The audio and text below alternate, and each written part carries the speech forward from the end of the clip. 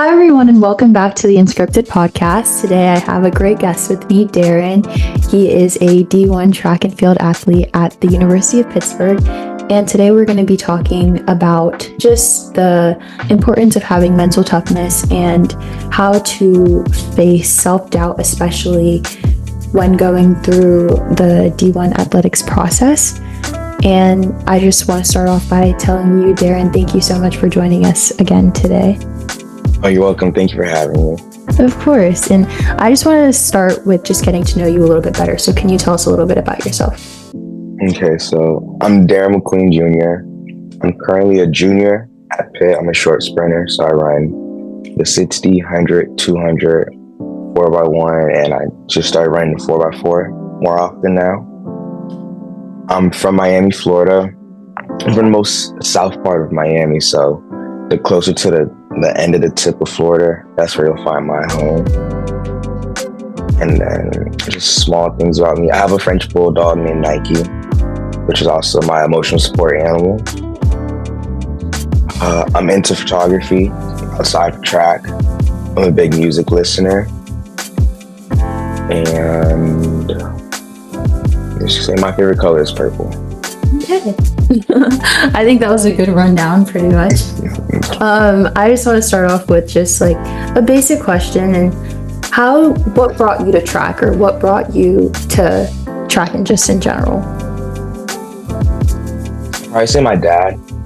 My dad he was the athlete in the family before me and my little sister, so he ran track all throughout life. That's where he met most of his father figures, and then because of that, I would say forced. Now we want to, but when we were little, we were forced to run track too. But then track was also just a way to get faster for football, because that's what I used to play. It used to be football and track. That's really interesting. When did you make the decision to kind of switch from football mainly to track? Probably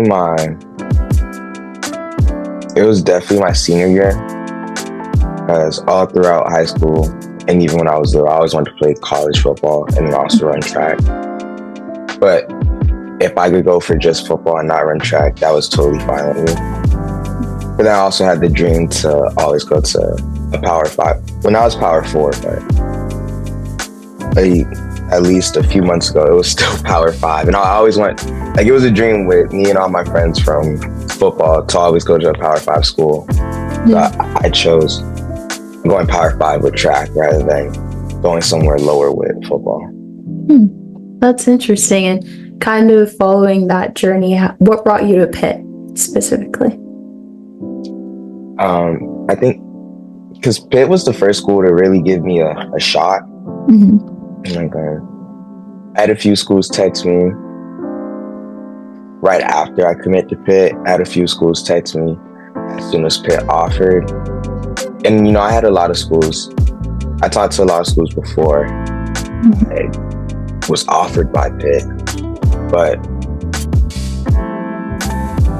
Pitt was still the first to actually believe. Like how I met Coach Hester, he was initially the sprint coach at Pittsburgh before he left. I met him at a track meet they went to a track meet at UM. They were in Miami and I came by, and he was really the first college coach to tell me that he believes in me, or like that I could do it, anything I want to do. And then from there, I was just like, yeah, like Pittsburgh would be the school I would go to if I hit all the times before. So Pitt has always been kind of like the plan, kind of.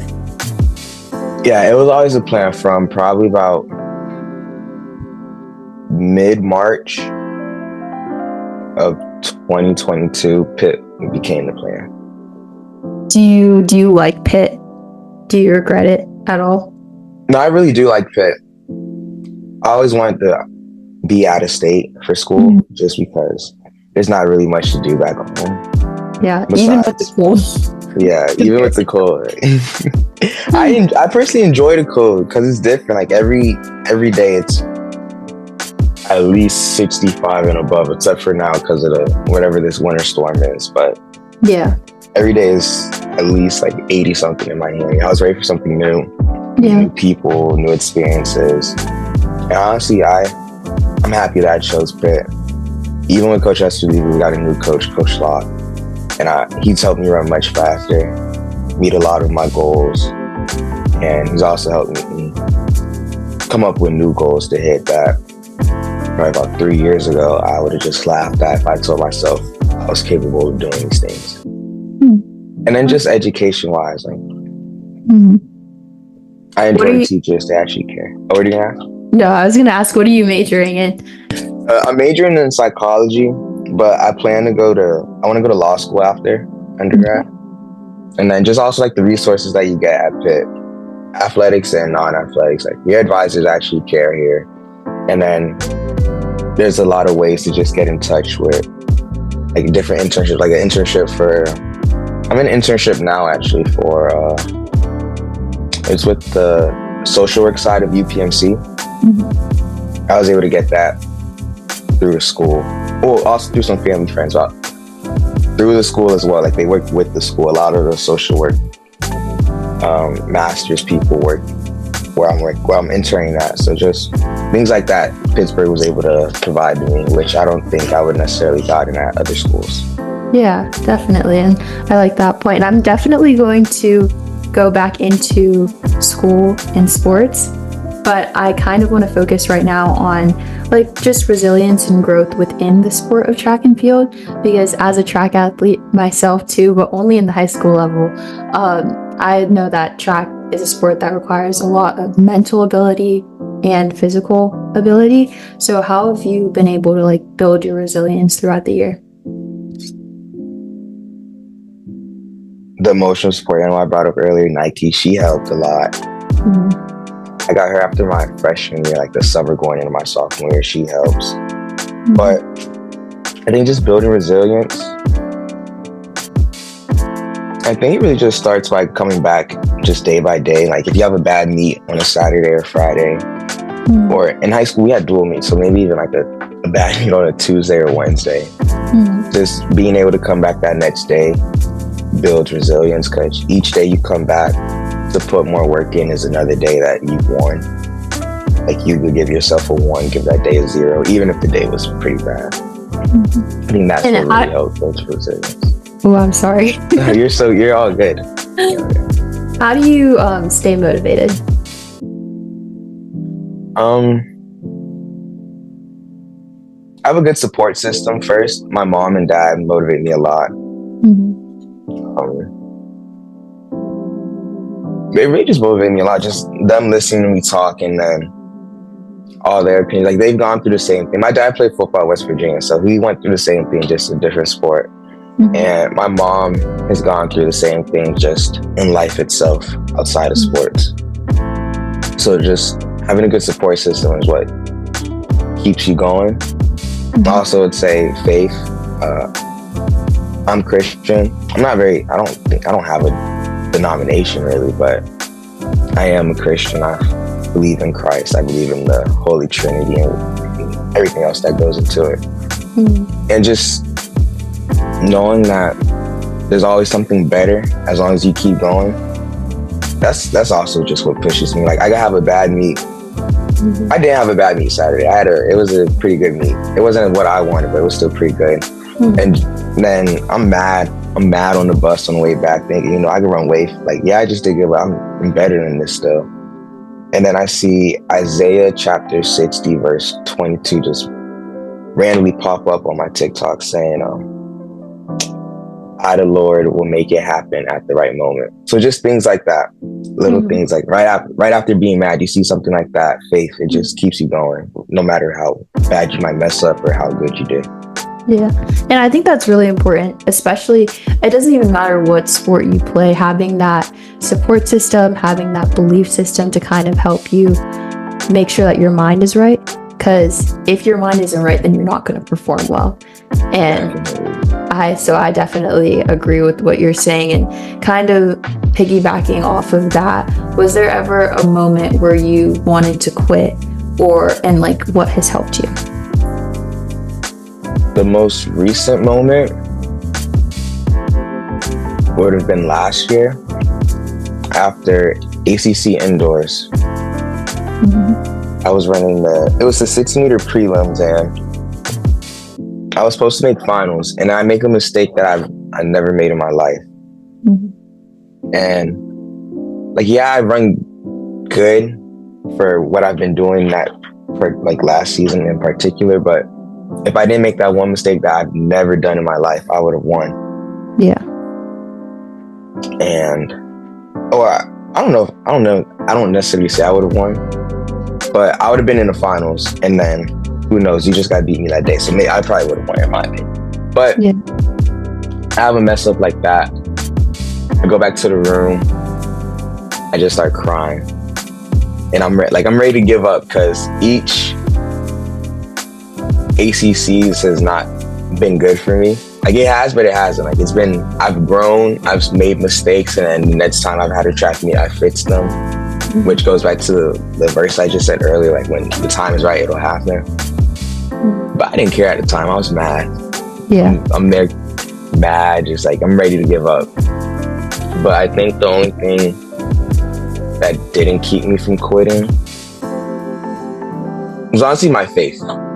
Like, my faith in God. That's when my faith actually started. Like, then that's when I had a whole turnaround, that in that particular moment right there, where I just, like, I can't do anything else but pray, because I didn't understand why this keeps happening to me.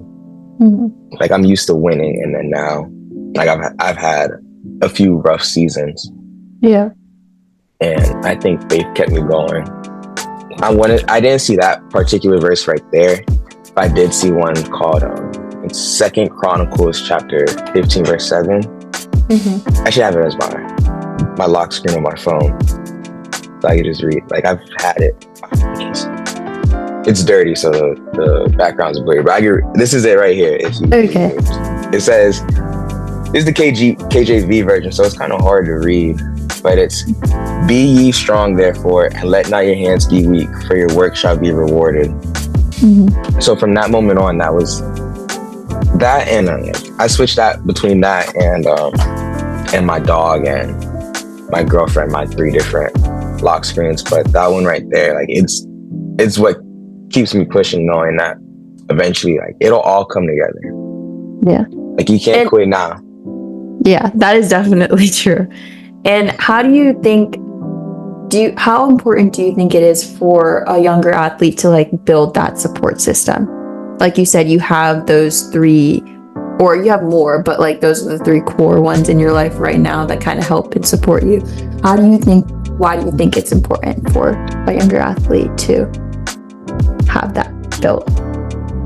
I think it's important just to have your support system built, because I mean, it's hard to do anything on your own. I think it's similar to doing, like, you could do it, don't get me wrong, there's people that have definitely done it, but it's much easier if you have a support system. And then it's always nice to just be able to talk about your problems or get a different perspective. Like, you could be the most dramatic person, be thinking it's the end of the world, and one of your best friends or your sibling or your mom or dad might say, like, it's really not that deep, but you can't see that in your eyes. In the moment when it's happening, you can't see that, but an outside source can see that it's not as bad as you think it is. Yeah. And a support system helps. Like, a support system also just helps you mentally too. So, based off of everything that you've said, pretty much, it seems like you've had, like, a lot of growth, especially from the beginning of your collegiate season to where you are now. So I want to ask you, what lessons or things have you learned just from track in general? What has it taught you? I've learned the generic ones, like hard work, perseverance, any of those synonyms, but also just patience. I've learned a lot of patience. Just, you have to be patient in everything you do, whether it's, you have to be patient and when it's your time to run fast and do good, or patient in your block starts. Like, if you're in any race, if you're in the blocks, you want to be patient those first 30 meters. You don't want to gas it, because then you still have however else long to run. So patience, resilience. I've learned faith through track. I'm hitting a blank, kind of. But yeah, and I like those lessons because not only is it applicable to athletics, but it's something that's applicable through anything. I feel like that's something that you're going to have to use throughout life. So it's important to cultivate those skills no matter where you get it from. Mm-hmm. But kind of going back to school and track and just basically the balancing of everything, how do you say you balance everything, stay motivated in school and in track, just with your schedule probably fully booked? I would say my freshman year was pretty hard because I wasn't used to going to practice and then coming back for a night class. Mm-hmm. But now that this is my third year, it's pretty easy now. I think the best thing is just you have to have good time management skills. Like you need to know that if you have a assignment due, like you just have to be able to plan your day, like have a calendar, write on a calendar, have a planner, all those things, and take notes about what you have to do. That's what I would do. I would get a sticky note and I would write down every assignment I have to do for that week, and then place it somewhere I can see it every day. So on my desk, because I'll go there to work, and then I just check off. Like I'll just put a check mark next to each thing that I've done before its due date, things like that. Just to remind yourself that you have assignments due, because your schedule could get hectic. Like a typical day for us is pretty long when you include class. So to be able to have everything in one place and know what you have to do is good. Can you tell us a little bit more about like what a day would look like? Yeah, I could give you a Monday and Tuesday. So like tomorrow, I don't have any morning classes, thankfully. I practice at 12. We'll practice from 12 to 2:30 on the actual track. Then 2:45 to maybe about 3:45 through 4 o'clock. Weight room. We're in the weight room lifting. Then in that small amount of time, from anywhere from 4 to about 4:10, maybe 4:15. That's a period where I could get treatment really quick. Whether it's just jump in an ice bath, which is just jump in an ice bath really quick, get something to eat, and then I have to run down from, there's a lot of hills in Pittsburgh, so I have to run from up the hill down to my 4:30 class. From 4:30 to 5:45, I have a health in the African diaspora class, which is a lot of reading, which is kind of hard to do with our schedule. So you just always have to make that work.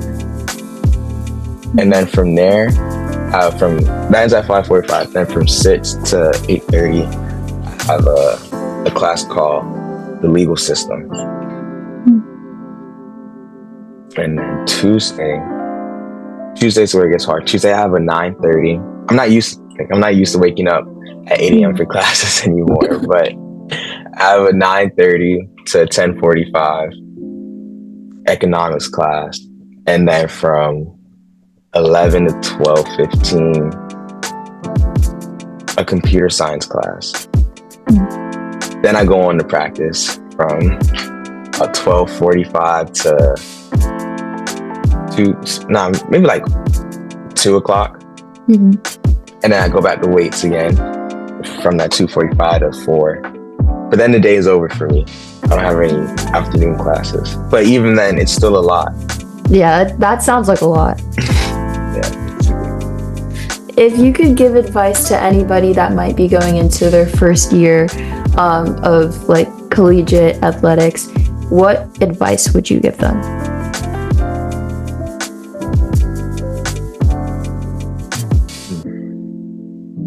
For your first year, I'd say be patient with yourself. That it's a lot. It's a big learning process. No matter what sport you're in, it's a big learning process. Like for track, for a lot of us from Miami that are on pitch track team, our freshman year is us basically just learning how to run all over again.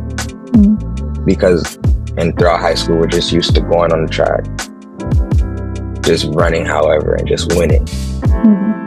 But then, and we could be the best. We could be the best in our state. We're definitely the best in the area. And then you don't really see much people outside of your state.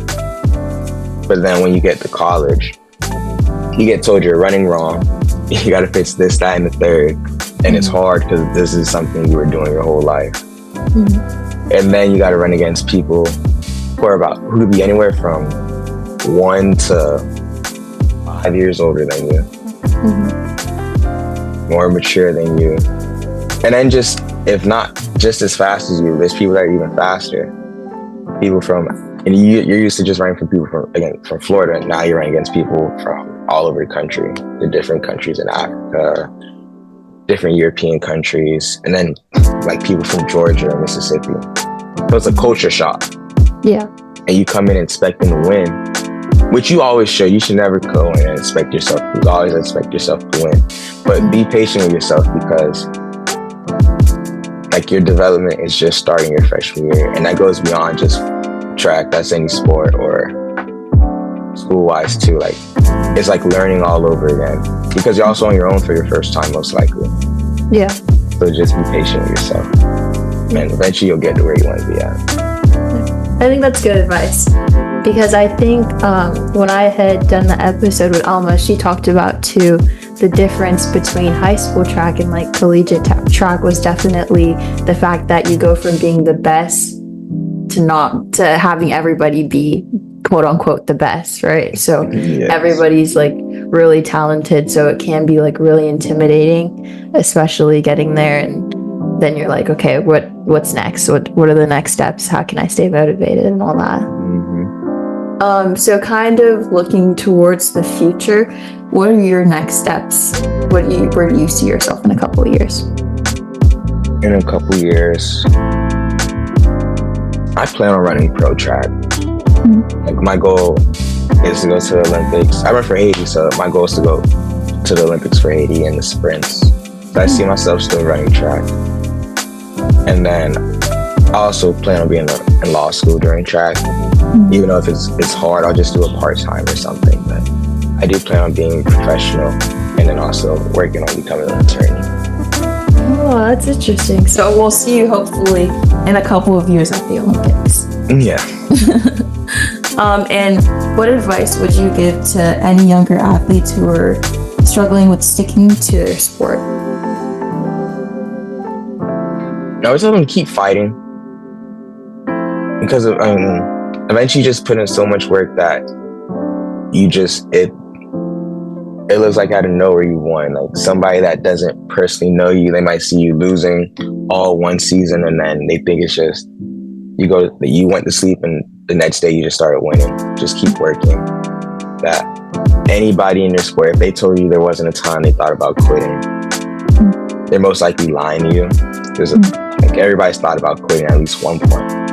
Yeah. So just keep pushing, because all the people that you might look up to, they've been in your shoes too.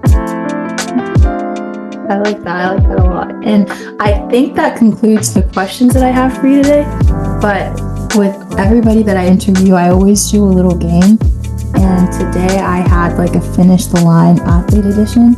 So like I start it and then you finish it, what applies to you. So the first one is, before every race, I always drink a Red Bull. Okay. The best feeling after a race is eating Chipotle. I agree. I 100% agree. If I wasn't running track, I'd be somewhere playing football. The hardest workout I've ever done was 200, 90-second break, 150, 90-second break, 150. If I could only listen to one song before a race, it'd probably be, that's a good one. I'd probably listen to Smoke Strong by NBA Youngboys. Been one of my favorites for a few years now. Okay. The one thing I always tell myself before a track race is execute. That's good. That's a good one. It's quick, and that's what you think on the line, and you do it. So, Yeah, thank you so much for playing, and I think that ends our episode pretty much for today. So thank you all for tuning in. If you enjoyed, make sure that you subscribe and also follow Darren on his socials, which will be in the bio. But thank you all again, and that's it. Bye.